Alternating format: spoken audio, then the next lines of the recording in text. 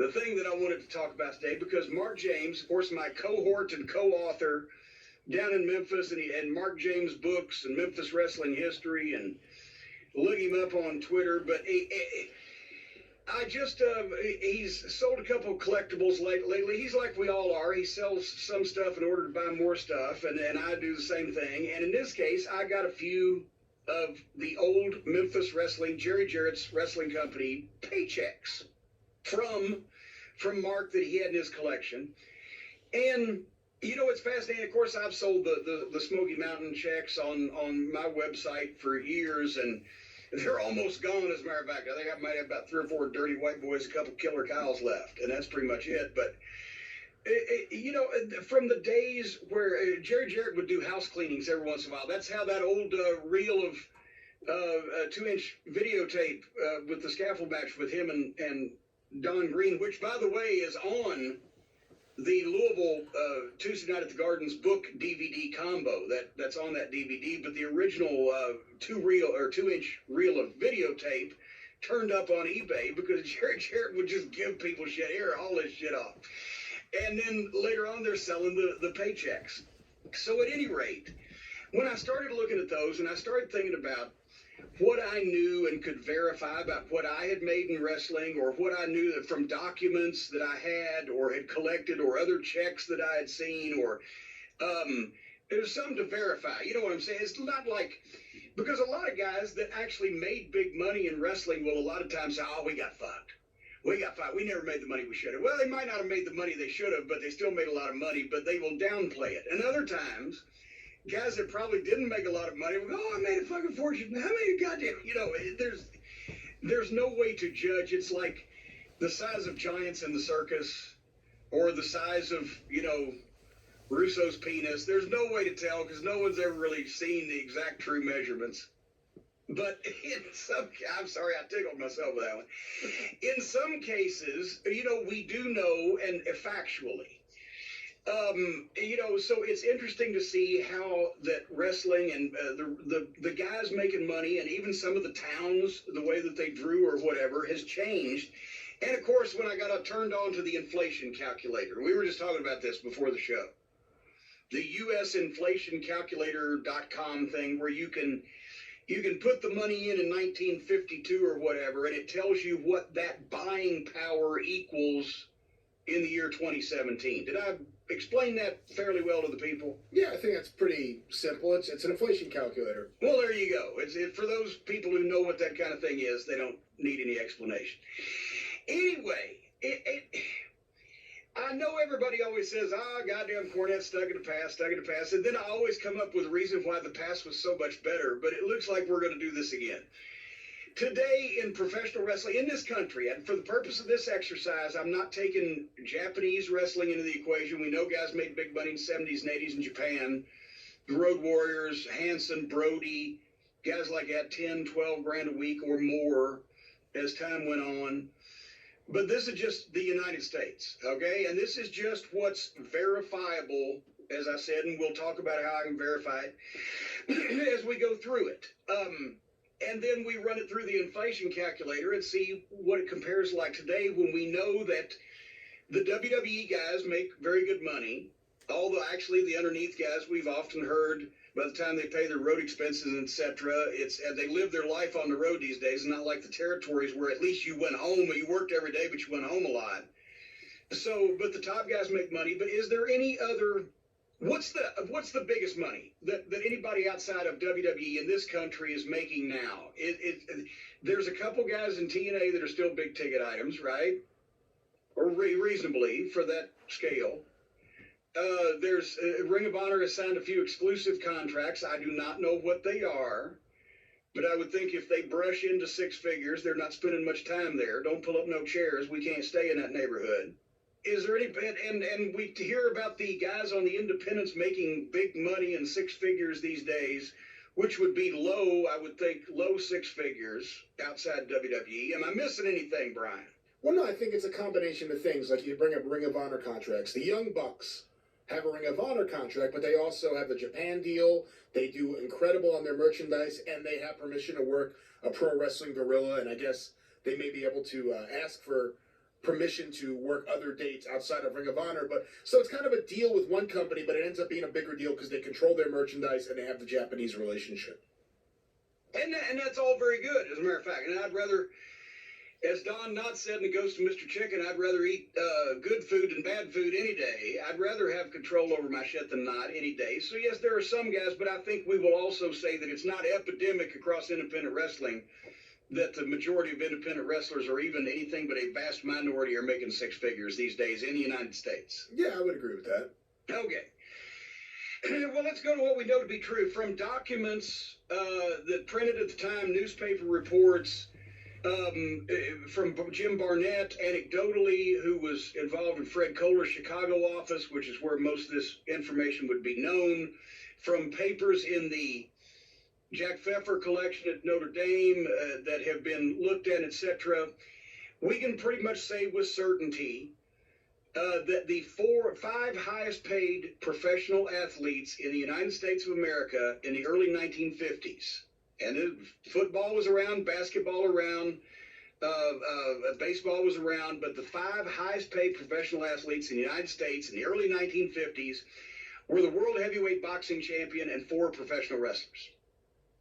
And depending who was hot on the network TV out of Chicago at the time, one of them was Verne Gagne, because he was the United States champion on Chicago network TV, booked by Fred Kohler under the same deal, I think, as the NWA champion, which is what led to the problems with the NWA in Chicago and Fred Kohler. So he was getting a percentage of the gates, and he was easily topping $100,000 a year. Lou Thesz, the NWA champion, everybody knows, got 10% of the house. He was topping $100,000 a year. Hans Schmidt, when he was probably the hottest heel of that era off the Chicago TV, one would think Gorgeous George, because same thing, wrestling from Hollywood, from Los Angeles, TV, he was getting a percentage for a while there. And we know Buddy Rogers made a shit ton full of money. But you know what $100,000 a year in like 1952, I believe is the year I put in, is equivalent to now? No. $924,000. These guys were literally, at that point in time, and of course it didn't, it didn't last for 20 years like that, but during the let's say late 40s through mid 50s, with network TV and wrestling being hot in a variety of places, the guys that were making over $100,000 a year, and there were probably during that period, you can make a case for a dozen of them, including the ones I just mentioned, at one point or another made $100,000 in 1 year, almost $1 million. Baron Leone versus Lou Thesz in 1952 in Los Angeles, which was the first, as we know, $100,000 gate in wrestling. They did $103,000 at Gilmore Field. That $103,000 a day would translate to $952,000 for a house show in Los Angeles. This is not TV rights, no pay-per-view. That's what they drew selling tickets. And if Thesz got 10%, and I remember something, and I didn't even check, but something in his book that he may have taken a lesser percentage because it was going to be such a big show, but normally he got 10%, which means that he would have made $10,000, which would equal $92,435 for one match that night today. No pay-per-view, just a gate. But let's say he took half, which I know he got more than that. He took half what he fucking normally got. That would have been $46,000 for that match. I don't know if you know this off the top of your head, and I don't remember it, but what percentage did Ed Strangler Lewis get as Thesz's manager? As a matter of fact, I believe, because at some points the 10% was 7 to Thesz and 3 to the NWA. At some points it was 10 to Thesz and 3 to the NWA, and they griped about that. The promoters did, because there was 13%. I think, didn't he give Lewis 1 or 2%, maybe one of his percentages and one out of the NWAs or whatever the fuck. But when Thesz showed up at some points in that time and had the most legendary pro wrestler at that point still living of all time in his corner, they were, and the NWA booked him there, they were getting pretty much 15% of whatever you drew just to be there. And I think, and Thesz worked everywhere. So You know, that's and I mean, nobody. If we did nobody can tell for sure about these payoffs like Strangler Lewis and the guys in the 30s, and when there was betting money involved, and even Frank Gotch or whatever. They got enormous amounts of money for the time for one match, but then they might not wrestle again for a month because they have to go in and do a training camp and travel on a train to another location or whatever. So it was a different animal. But those guys, Strangler Lewis probably made more money adjusted for whatever inflation of today than anybody ever in the business. I would think Jim Londos. Yeah, that would be my pick. But Lewis had the ability to. He was also in with the fucking Office. And he had the ability to strong arm a percentage for himself. And Londos was a lucky Greek performer. So there's the case to be made that Lewis may have made more money than Londos. Although we don't have any idea how much Londos was paid for those big shows he worked overseas. When he went back to Greece and worked there and drew those stadiums full. Oh, well.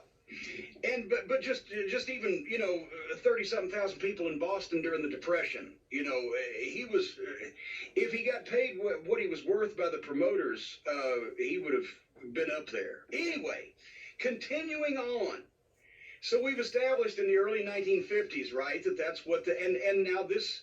Once again, football and baseball and basketball were still around, but that's why guys like Wahoo and Ernie Ladd and so many other guys actually left football while they were still active to go to wrestling because they could make more money.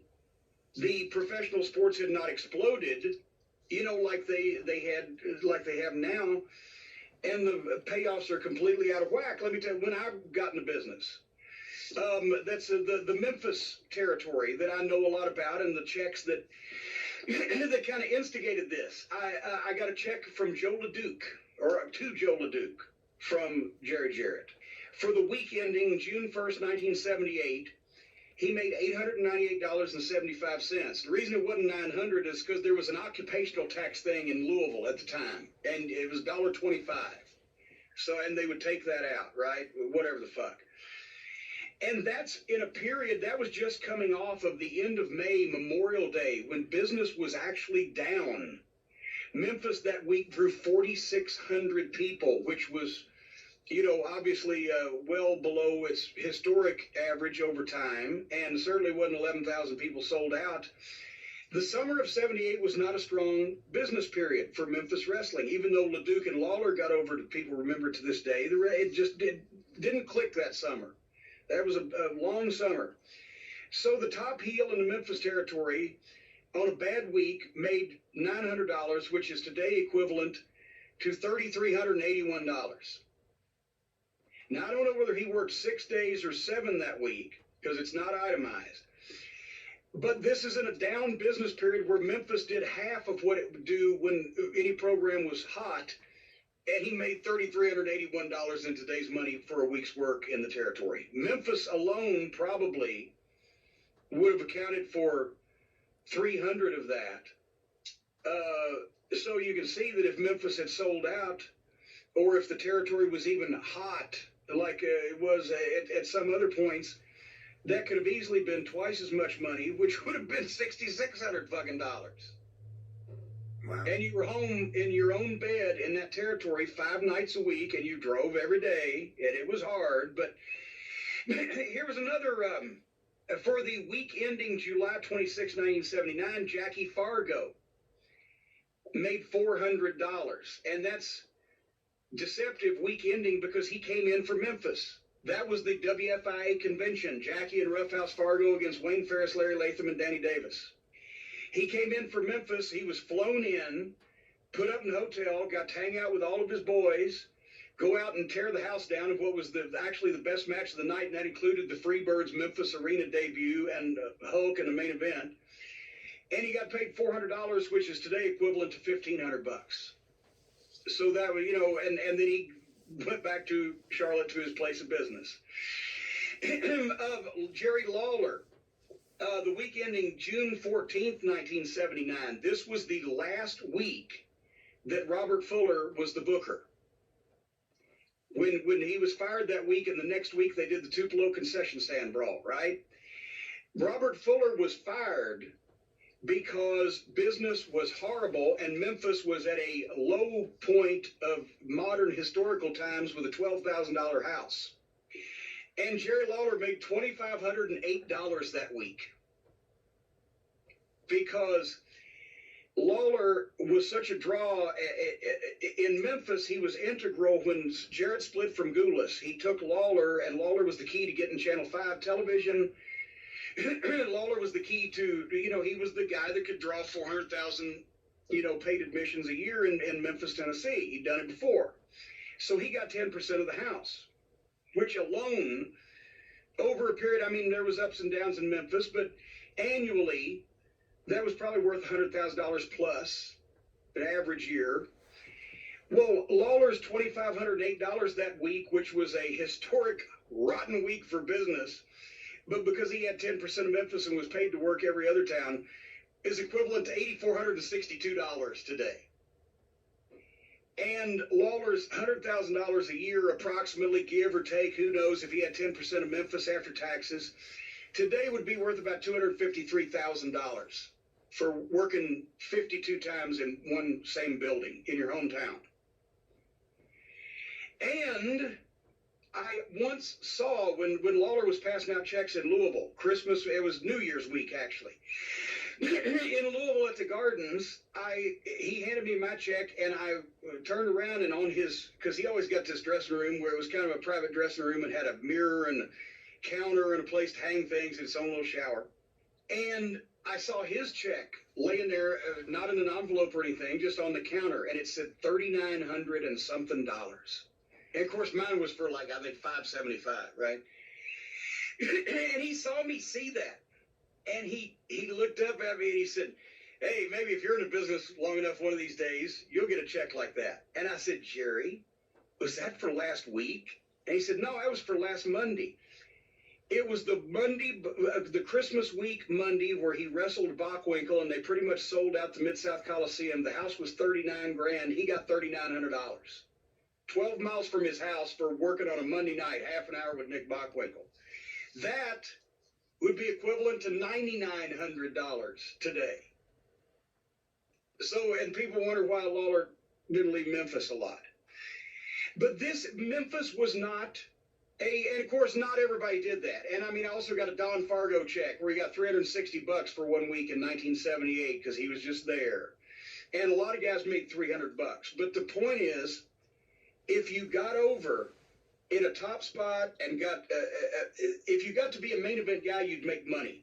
If you got to be a main event guy and a booker, you'd make more money. And as you'll see, if you got to be a main event guy and a booker and got a percentage, then you'd make even more money than that. And it doesn't, once again, Joe LeDuc making $900 as a top heel one kind of a so-so week in 1978. That could have been $1,500 or $1,600 or $1,800 if it was a record week.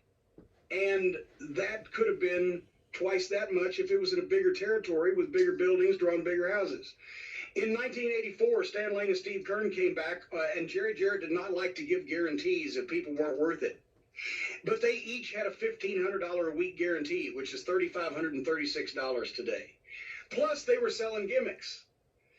And I don't know how they were doing then, but I do know that at their hottest, right before I became a manager, when I was still taking the pictures, the Fabs in the Tennessee territory, besides their wrestling pay, would gross up to $4,000 a week in pictures and T-shirts between the two of them, which is $9,837 today. So can you imagine? You're working in a territory where you're already both getting paid to wrestle, the equivalent of somewhere around $3,000 to $3,500 a week, but you're splitting $10,000 a week in gimmicks also, and you're TV stars, and you're only in a hotel one night a week, and that's in Memphis where there's pussy hanging from the rafters. Based on what you know here, though, in terms of the salaries or the paydays that the talent is getting, and whatever knowledge you know about what Jerry Jarrett's percent was for, let's say, a big show in Memphis, if you had to guess, how much was his take in, let's say, 1980, just to pick a year, what was his average week or, Memphis show? What was his take, and what would that be worth in current dollars? Well, there's no way to tell.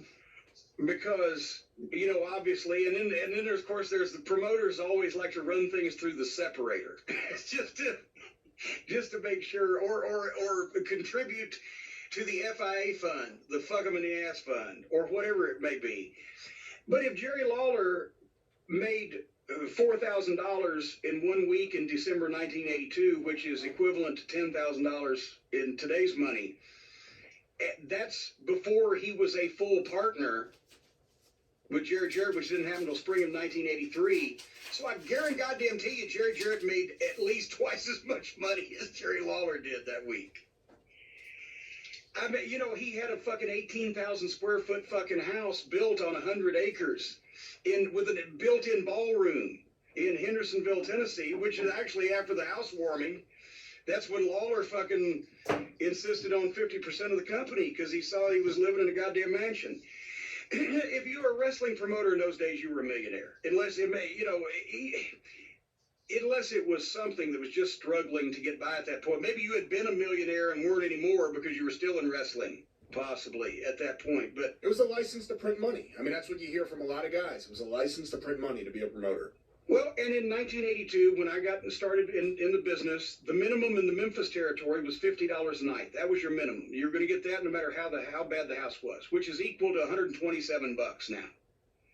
But still, a lot of guys would take that. And in some place, like in Carolinas, it was $60. In Kansas City, it might have been $40.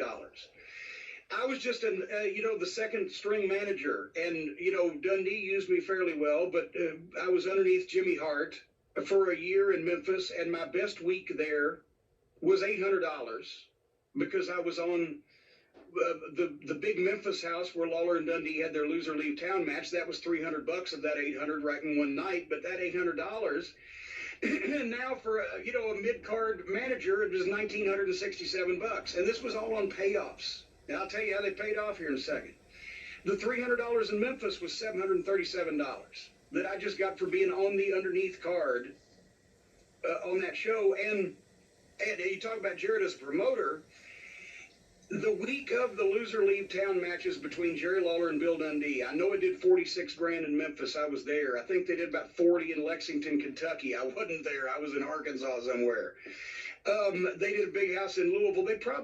Jarrett Promotions probably grossed somewhere $10,000 or $20,000 either way of $130,000 or $140,000 that week, which would be $320,000 today. In 1 week in a territory and towns, they ran every single week, except for Lexington, that ran once a month.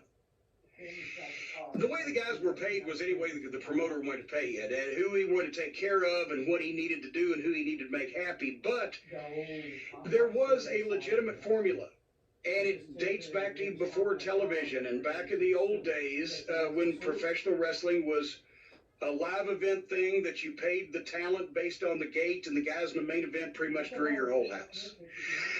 That's how basic it was, and Sam Muchnick, I think, was probably the last one to use it, and that's because he started in the 30s and lasted till the 80s. But the deal was, and if Larry Matisic was here, he could probably do the percentages exactly. But it would basically, if you 100% of your house, right, after you pay your taxes, here's the gate from the house. You take a third for talent. 2/3 is for the rent and the advertising and the staffing of the building and the expenses of whatever the fuck and the promoter's profit and spaying the cat and whatever the fuck. But 1/3 of that house was supposed to go to the talent. And of that third, of that 33%, the main event, whoever was in the main event, and usually in those days it was a single match. And most often in St. Louis, the main events were single matches for the world title or just two top guys. Of that third of the house, the main event would get 60% of the third. So let's say that I can do in my head, let's say if it was a $100,000 house, just to make even numbers, and the talent was going to get $33,000, well, right off the fucking bats, what's 60% of $33,000? Pretty much almost 20 goes to the main event, and then there's 13 or 14 left for everybody else on the card. That's why being a main event in St. Louis was so fucking prized. But that used to be the formula. And then if you were in a stadium or the Superdome or Gilmore Field in Los Angeles for Thez and Leone, the promoter may make some kind of deal, or he may just say, I took bigger expenses out, so fuck it, this is what you got. Because there was not a lot of apologies from promoters. There was plenty of, kid, you're farting through silk when you're working for me. Look where you'd be if it wasn't for me. But there was not a lot of apologies for the payoffs. But that was the formula. And then, of course, the semifinal match would get a bigger payoff than the opening match. And, the underneath guys might get a couple $100 a piece, whereas on a big St. Louis house, whereas the semifinal might get $1,000 or $1,250, and the main events would get $3, $4, $5 grand depending on the house. So that was supposed to be the formula, but it got weirder as time went on. And then you could tell when you were in a territory for an extended period of time, you saw how they paid off. For example, we knew that whatever the house was in Tulsa, that was going to be the worst payoff of anywhere in Mid-South, because somehow Watts took some of his home office expenses or TV or just something. That was the home base, and Tulsa payoffs were the shits. Even if the house was the same in Jackson, Mississippi or anywhere else, you'd get more money than the same house in Tulsa. I don't know. But everybody had their own quirks, and you learned to kind of figure it out. And then once you worked there for a while, you realized you may not be getting paid what you're supposed to be getting paid, but you can kind of figure out now what you're going to get paid based on the houses, because you figure out the guy's proclivities. Mid-South Wrestling had a $60 minimum. That's $141 in today's money. The best week the Midnight Express ever had, $4,500 and something dollars, would be $10,600 today. And we were a tag team program working main events. So the money was being split 5 ways instead of 2 ways. Because JYD, the week, I believe it was probably the week of the Superdome with the match with Hayes, where they set the record. But when they did huge, strong business, and JYD was first hot, when we got there, the story was, and nobody was disputing it, that he had a $12,000 week that week. And that would equate, from 1980 to today, he would have made $35,673 that week for house shows in Mid-South Wrestling. Wow. And because a single main event, not a single guy like he's not married, but a single main event, there's only 2 ways to split the money. And then Watts went for package shows a lot, where he would consider 3 or 4 matches main events status, and he'd kind of futz with the money. But everybody, it was a Superdome house, so you're making more money you'd make if you were in goddamn, Houma, Louisiana. One day we went to Tulsa and Oak City for the last Stampede. We made 15 in Oak City and 750 in Tulsa, but 2250 for the day would have been $5,304 today. And that was a week that we did over $4,000. With Superdome or Houston, Texas for the last Stampede match, we had $2 grand apiece, $4,715. And that was split 5 ways amongst the Midnight Express and the Rock and Roll and me as a manager. But in Dallas, we know anecdotally, but it's after I worked there, I could see that they probably got fucked. But the Freebirds, that year they were hot with the Von Erichs, or the hottest year, made well over $100,000 each.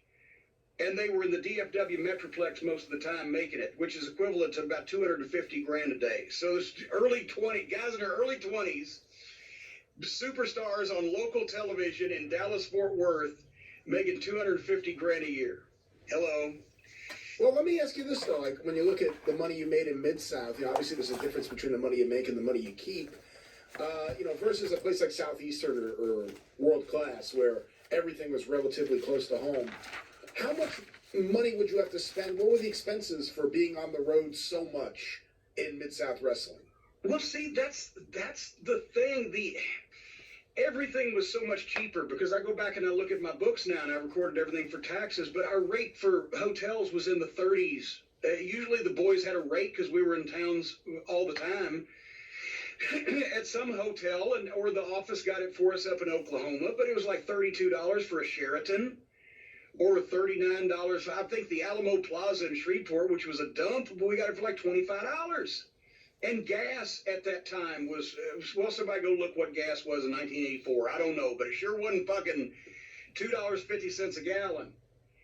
And the only expensive trip was if you drove to Oklahoma, which that Oak City Tulsa loop was horrendous.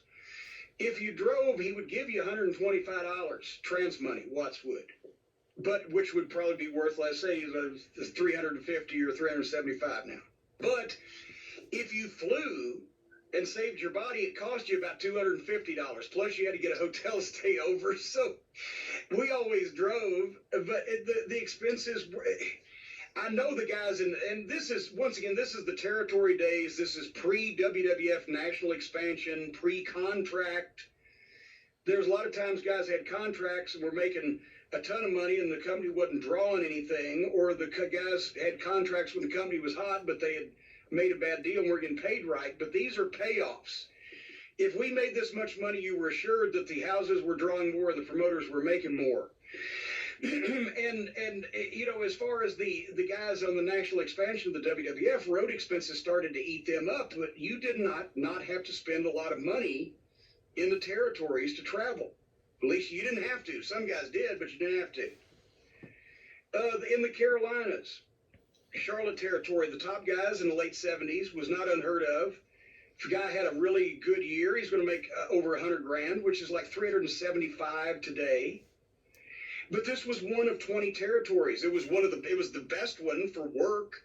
You had to be Flair, Piper, Steamboat, Orndorff, Snuka, etc. level. But you could go there and you could make the equivalent of almost 400 grand or more a year and live in a territory. Ole Anderson, we talked about it. Yeah, that's the one I was about to ask you about, because that's one of the more interesting cases. You bring up Lawler, why he didn't have to leave Memphis. Ole didn't have to leave Georgia and Mid-Atlantic, and he was making as much money as almost anyone. He was booking, before he owned a percentage of Georgia, he was working on top as a main event guy and booking. So he got a main event pay, plus Barnett was of the old school and gave the booker a percentage of the town, maybe 3%. But 3% of every town you run, when you're running 6 towns a fucking night, or a week, right? You're running 25 or more times per month. That's almost 300 shows a year. So between that and working in the Carolinas and a lot of the big towns, he and Gene, etc., his main event tag team, he had a few years, he made $250,000 a year then, which is $843,000 now. And once again, if you get to be a main event guy, you make money. If you get to be a main event guy and a booker, you make more money. If you get to be a main event guy and a booker and get a percentage, you make even more money. Bruno, in the WWF, was it that, I can't remember, did he have 6% of the houses except for the Garden where he had 5, or was it 5% except the Garden he had 4? I'm not exactly sure. I was going to say he had 6 and 3. So obviously, okay, well, was completely the point is, Bruno was so integral, and it's in his book somewhere, I believe, or somebody's book, but he had somewhere around 5% of every fucking town. And George Steele told me Madison Square Garden sellout in those days, in the 70s, was about 80 grand, which would be 325,000 plus today. A payoff for the WWF championship, WWF championship match at a sold-out Madison Square Garden, according to George Steele, who was a very honest man, he got 6 grand. That'd be $25,000 today. With Bruno having a percentage of the WWF, there's almost no way that could have been less than $300 and something thousand a year or more. And the NWA champion, I mean, once again, we never saw the tax returns, but because of the percentage deal, and everybody's talked about it being the biggest break of their life and the most money, but they just couldn't keep it because of the schedule. But 250, 300 grand would be $1 million, $1.2 million today. Ray Stevens, and this is as anecdotal as it can possibly get, but I'll explain why I almost kind of believe it. He told me one time, he said in 1962 in San Francisco, when he was so hot for Roy Shire, he was making he made 150 grand one year, which would be $1.2 million today. But when you think about it, the Cow Palace was the hottest building in wrestling at the time, right? And they were selling out or drawing big crowds a lot of the time. If you had a $50,000 or $60,000 house at the Cow Palace and Ray Stevens is your golden goose, with knowing what we know about Lawler or Ole or the guys who were figured in on top and got pieces or whatever, or were taken care of. Even though Stevens told me Shire was supposed to give him a piece of the promotion and never did. That was the deal he made when he went out there. You can't tell me that he wouldn't give Ray Stevens $2,000 on a Cow Palace sellout of 50 or 60. One would think, right? Yeah, that's reasonable. Do that 24 times a year. That's 50 fucking grand twice a month. Just in one town, 50 times a fucking year. That's the guys these days, and I certainly today, make more money on average per shot than when I was active. Definitely. Because I don't do that many, and I never do any $60 spot shows anymore, and there were those in there also. But the repetition and the volume that these guys work, combined with the payoffs that they could get because of the multitude of towns and promotions, these guys that I'm talking about, there were top guys in every territory. And I'm not saying, I'll talk about the central states in a minute, but I'm not talking about the top guys in Kansas City. Still probably weren't making 50 grand a year. But there was other in the AWA, Nick Bockwinkel. He told me in 1982, he wasn't bragging about himself. He said the reason why he never left the AWA was because Vern did not run every night. He ran 4 or 5 days a week, maybe a couple of 100 days a year tops, and slow in the summer because it was slow business up there at that time. But the main event talent could still make 100 grand a year and have a nice quality of life, maybe more, which would translate to $250,000 a year 35 years later. So there's, those guys, and it wasn't just Bockwinkel and Stevens, but whoever, Billy Robinson, and who at Mad Dog, I'm sure the Crusher used to make so much money that he would get mad at Vern and take off a season just because he wanted to go fucking fishing or whatever. So there were all these territories, and there were underneath guys making $300 a week, opening the show, jerking a curtain. That translates to fucking about 1,000 or 1,200, and plus working every night with top talent, so you get experience. And I'll tell you, in 1984 in Mid-South, the opening match guys had runs where they made $1,000 a week when the Rock and Roll and Midnight were hot or whatever. Let me see, going through a couple of these other figures just real quick. Crockett. The Midnight Express 1 week made $4,600 a piece. Me and Bobby and Dennis Condrey, because the Rock and Roll and Midnight and Flair and Dusty double main event thing were hot, right? And when I went to get my check that week from the old office on Briarbend Drive in Charlotte, and the secretary hands it to me, they're typing out the checks as we speak. They still did it by hand in those days. But there's, once again, I'm in the right place sometimes. Sitting on the top of the desk is Ric Flair's check for that same week we had just worked, where we sold out Cincinnati and did a big house, I think, in Richmond or wherever the fuck. We made $4,600. Guess what his was for? 12. You cocksucker. I got it. $12,000 and something. I didn't want to stare, right? But $12,000, and that wasn't Starrcade, that wasn't Great American Bash, that was no pay-per-views, TV specials. That was a week of house shows where Flair wrestled Dusty, and Dusty was the booker, so I guarantee he made more. That our 4,600 translates to 10,280. That the 12 grand or more translates to 26,819. Starrcade 86. I do know for a fact that the Midnight Express and the Road Warriors got $10,000 each for the scaffold match, and I guarantee you that Ric Flair, Dusty Rhodes, Nikita Koloff, Tully Blanchard Tully was 85. Dusty worked with Tully at Starrcade 86. Okay, Dusty, probably Tully, Nikita, and Flair probably made more than that, but our 10 grand's worth $22,349. And that was closed circuit, but remember, no pay-per-view yet. The $22,960 that we made in the month of July 1986 for the Great American Bashes translates to $51,315 for a month's work. It was hectic, though. And I guarantee you, once again, Ric Flair, Dusty Rhodes, and these still, we had contracts at that point, but this was still payoffs. These were not guarantees. Flair, Dusty, the Road Warriors, Magnum, and potentially a couple other guys made more than that. How much were you guys paying again to Magnum after he got hurt? Didn't all you guys have money taken out of your check each week to go to Magnum?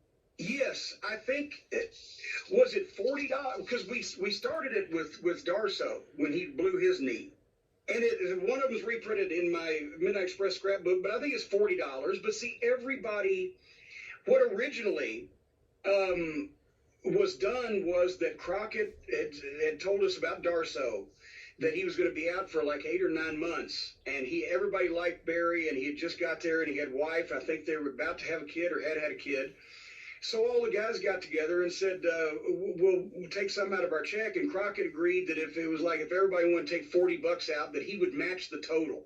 So you had 25 guys take $40 out. That was $1,000, and then Crockett matched it. And so Darso got a check for $2,000 or whatever.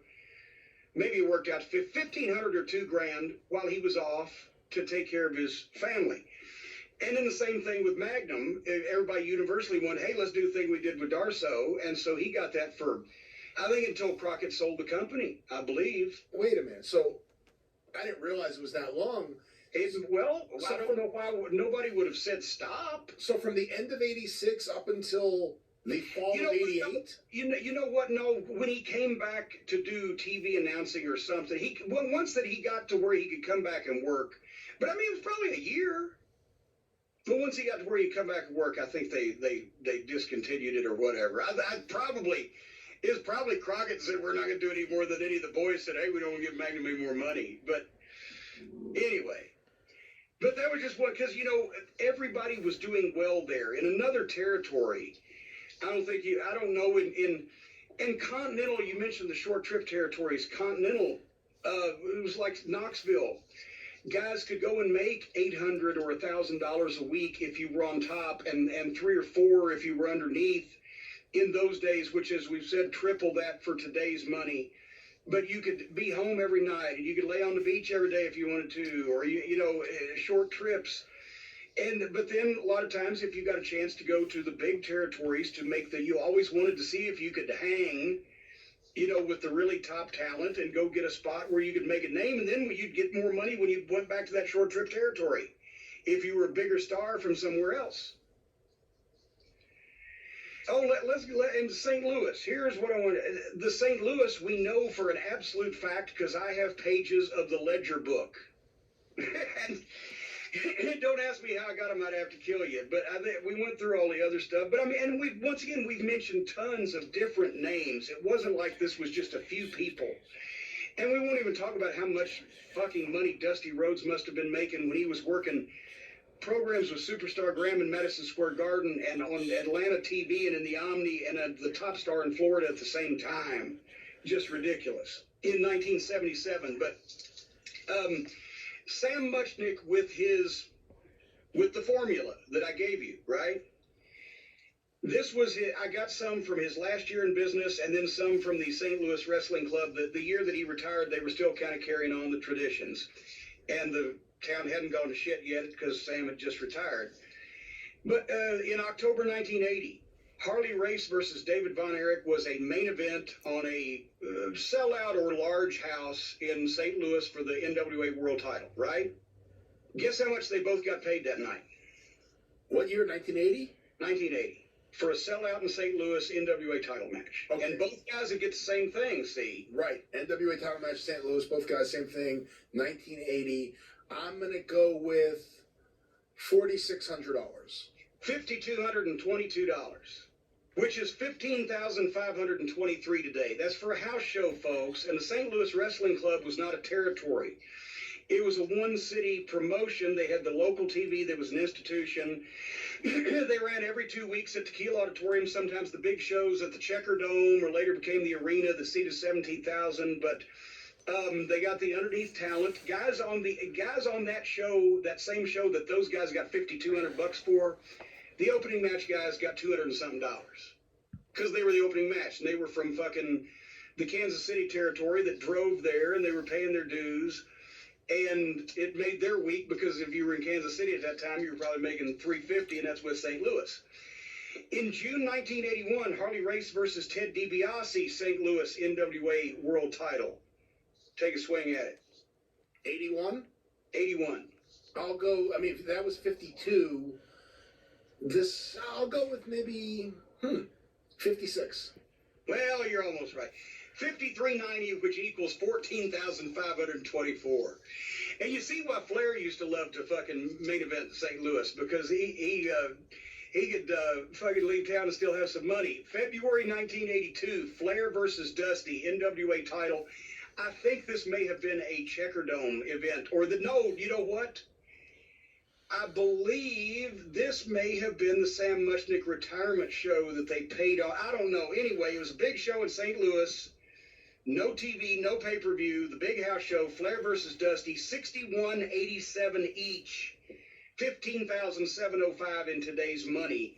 That was for the Saturday night of their 6 or 7 day work week schedule that week. So, what do they? Flair made 30, 35 grand that week, maybe potentially. And spent all the same week. Well, what's more important is the St. Louis Ledger sheets also have, besides Sam Muchnick, the partners in St. Louis were Vern Gagne, Harley Race, and Bob Geigel, right? Yeah. So periodically, they would take checks from the St. Louis Wrestling Club for their profits. And here in a space of 2 months, in February 1982, Gagne took $11,430, and Geigel and Race both took $12,722. In April, Geigel took another $68.50, and so did Race, and Gagne got $59.18. The point is, what they drew in a 2-month period, just as their profits as promoters, while they still have their own full-time schedule. Obviously, Harley Race is just making big money as a wrestler all over the world, and Vern Gagne owns his own company in Minnesota. But basically, Geigel and Race got the equivalent of $50,000 in today's money just out of the St. Louis Wrestling Club in a 2-month period, and Gagne, because he had a little bit smaller percentage, he had to make do with only about $45,000 from that one city. And a couple more statistics before I go. Now that I've made everybody cry in their beer, why do these fucking people think that I talk about when wrestling used to be big, and when everybody used to be able to make money, and when there were fucking shows that drew thousands and thousands of people every night of the fucking week in every town in America? In 1984, just in Mid-South Wrestling, which once again, as a side, even though we did record business that year, we got hot, size of territory ranked behind the entire AWA, the entire WWF, probably Jim Crockett Promotions, although we probably outgrossed Crockett that year, but overall. So it was one of the bigger, but not the biggest territory. There were 4 towns, just four towns, that 5, 7, 8, 11 did $10 million. Oak City, $10 million in today's money. Oak City in 1984 grossed $1.25 million. Houston grossed $1.15 million. New Orleans grossed $1.2 million, and Tulsa grossed $700,000.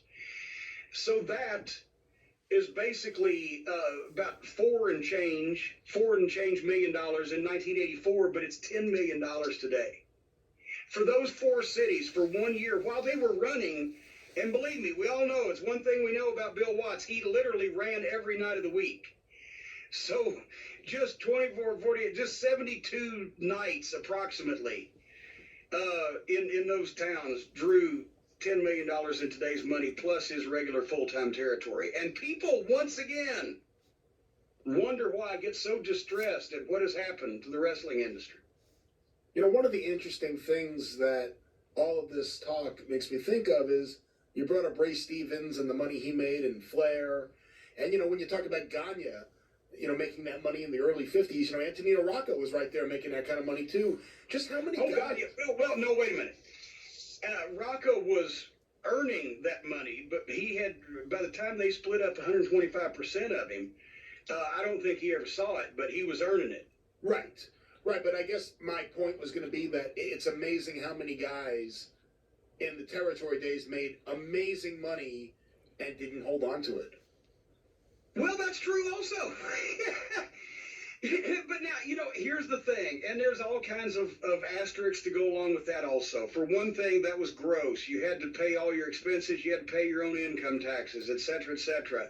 For another thing, if a guy had a hot run or two, but all of a sudden then he couldn't get booked in a good place for whatever reason, he might spend the money that he'd made. Frank Morrell had a great line one time. Buck Robley was booking Kansas City, and he called Frank and asked Frank said, "You want to come out and be one of my top heels?" And Frank said, "Well, Buck, how much money might I make?" And Buck said, "Well, Frank, I made $300 last week, but that was for working and booking." Huh. Frank said, I don't think I can afford to work for you, Buck. It's kind of territory you went in a fucking $20,000 Lincoln and came out on a $60,000 Greyhound. But the key to making money in wrestling, besides the things I mentioned before, which was, be the top guy or one of the top guys, get some leverage on a promoter, like when Ernie Ladd and Billy Graham and Ivan Koloff, Strong Arm Vince Sr. pay us all three the same because we're your three top heels. So regardless of who's in the main event, we're all main event guys. You get that kind of pull, or then you get to be the booker, or then you get a percentage, or get to be an office member. But also, to make money in wrestling, it was not a big hot run and then it was good, steady, top money for as long a period of time as you possibly can. That was the way to make money in wrestling, and then it could be done. And then if you saved it, even better. If you didn't, well, unfortunate things happen to people. Not everybody blew their money, but even if you were hot, for a string for 20 years, and then that was 30 years ago, you've had to do something between now and then to, keep your status, or elsewise it probably didn't last that long. But once again, the one thing I always see Bruno Sammartino seems to have lived very comfortably, and I'm proud for him, because, you would want that for a guy who not only was one of the most over guys of all time, but one of the biggest box office attractions, and made incredible money for 25 years and left pretty much on his own terms. And then a lot of those guys from the 50s, so many of the major stars who were making big money became the promoters. Of course, Vern, the Sheik, the Bruiser came along a little bit later, but he was an instant sensation in wrestling.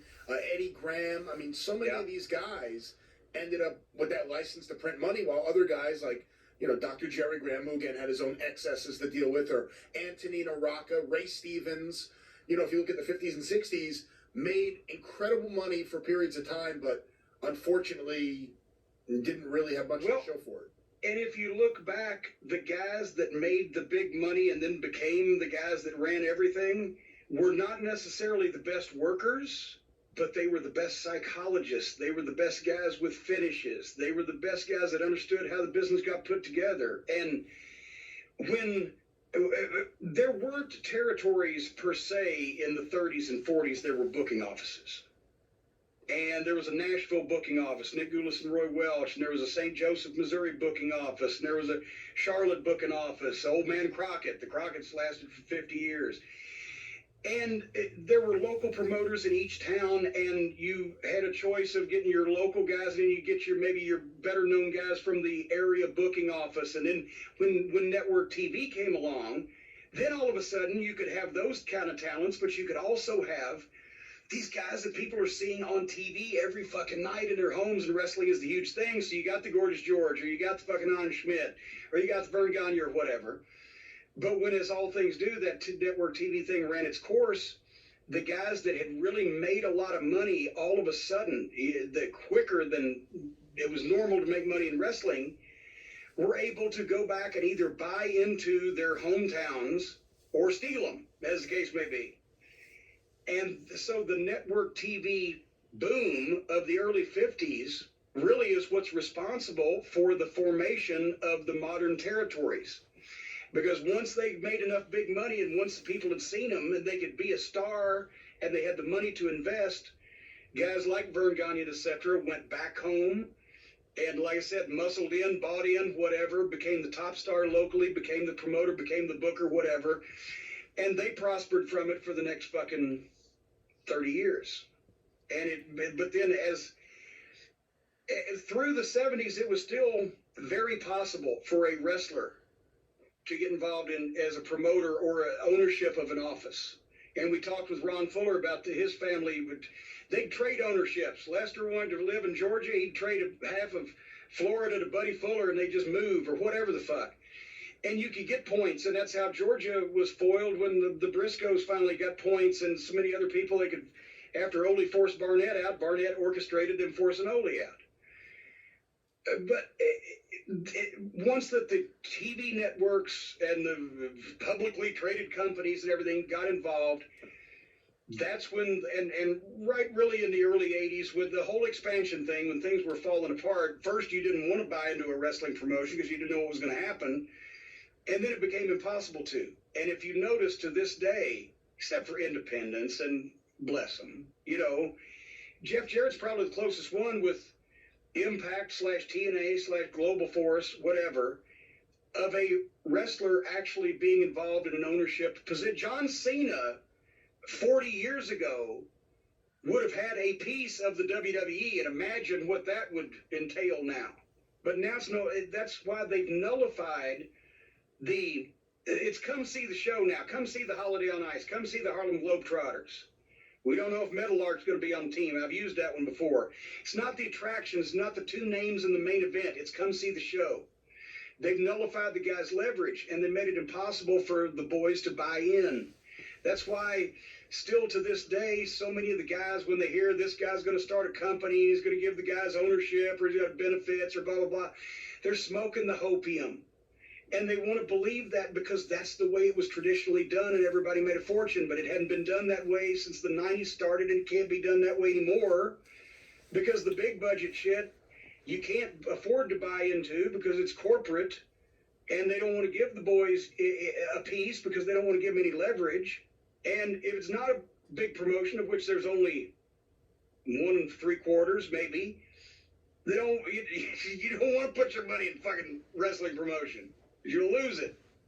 So that was, believe me, I was terribly offended because I had thought in 86, 87, 88, my gosh, in the next 10 years, wherever I'm fucking booking, I'm going to be able to buy into blah, blah, blah. And with OVW for a while, I did own my hometown, and I actually made money here, unlike Smoky Mountain, which dropped some. It's a different story. But it's almost impossible now. Like you said, it used to be a license to print money to be a pro wrestling promoter.